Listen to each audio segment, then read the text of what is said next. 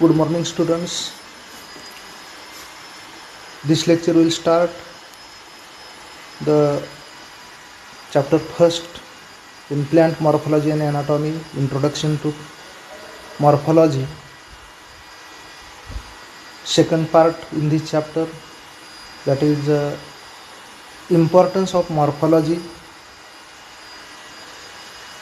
So in importance of morphology, first we see importance of morphology in identification. See here, plant classification was based on habit and morphological characters. Theophrastus 370 to 285 BC, who is known as a father of botany, had classified the plants into four groups as herbs, undershrubs, shrubs, and trees. Some taxonomists used morphology of flowers, fruits, and seeds to classify plants. English botanist John Ray in 1628 to 1705 published the systems of classification based on forms and gross morphological structure of plants. He divided the plant kingdom as herbae and aeroborne, that is herb and trees.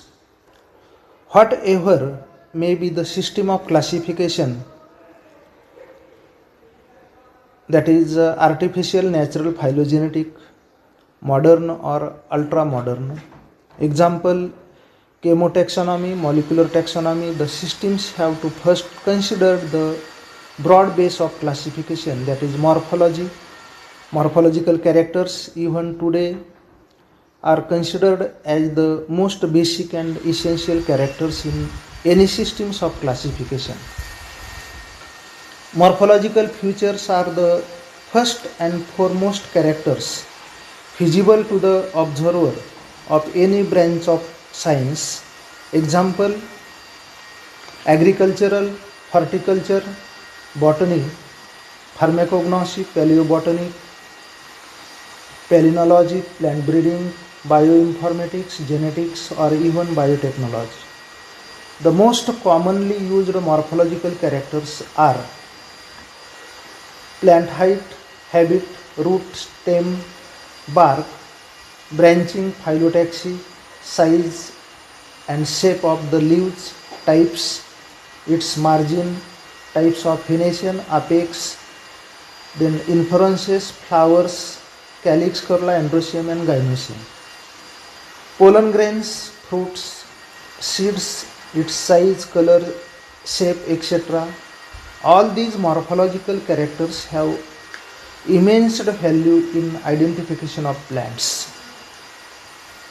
Then next point in importance of plant morphology, that importance of morphology in nomenclature.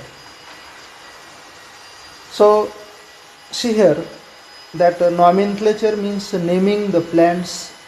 In taxonomy, binomial nomenclature is followed for naming the plant. First name is the name of genus and second name is the name of species. The names of the species of genera are given in a different manner. These names may be according to the place of origin. Example, Mangifera indica. Mango indicates that the origin of mango in the India. Another example of the plant, Bahonia purpurea. The Bahonia genus is named after John and Caspar Bauhin, who were Swiss herbalists. Similar to this, in many plants the botanical names are assigned to them according to the special morphological features found in them.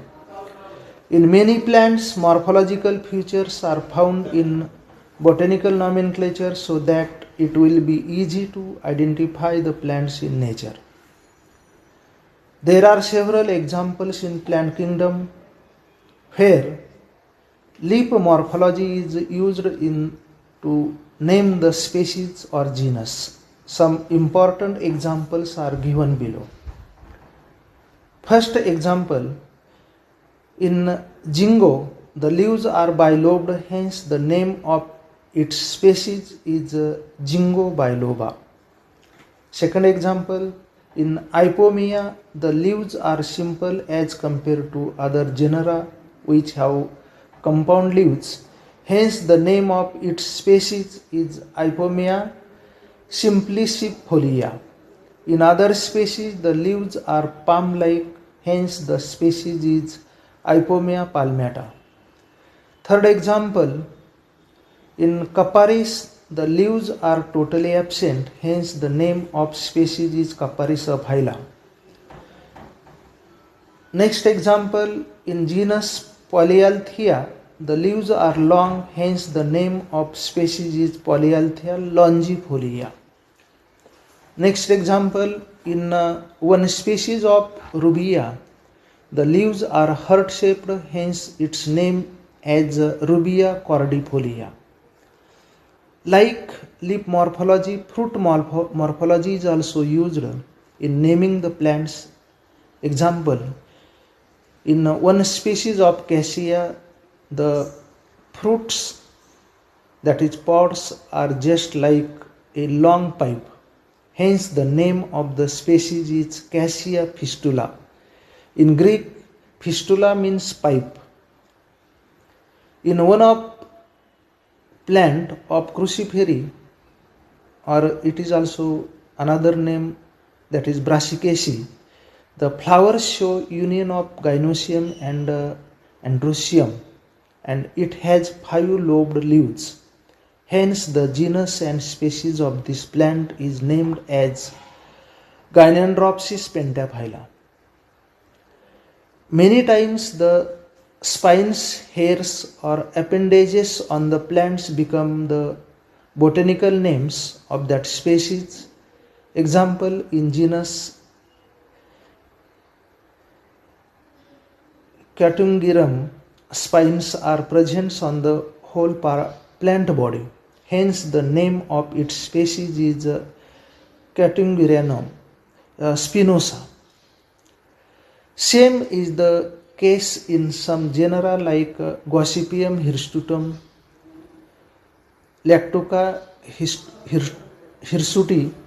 In all these genera, the plant body shows presence of appendages, and hence the name of species is hirsutum, means appendages. In Magnolia, the flowers are very big.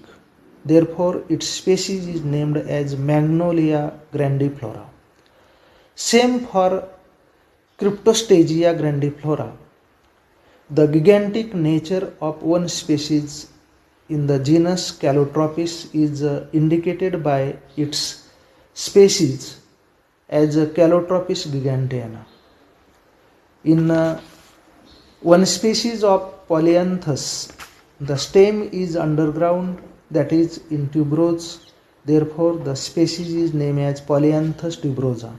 In some plants, the species type of inflorescence may become the name of its species. Example, Asparagus racemosus, which shows a raceme type of inflorescence. All these specific epithets are coined as per Article 23 of the Code of International Code of Botanical Nomenclature. In this, mostly special morphological characters are considered. The naming of plants is according to the rules of ICBN, that is International Code of Botanical Nomenclature. So by this way, we have studied these two importance of morphology in relation to identification and nomenclature. Okay, thank you.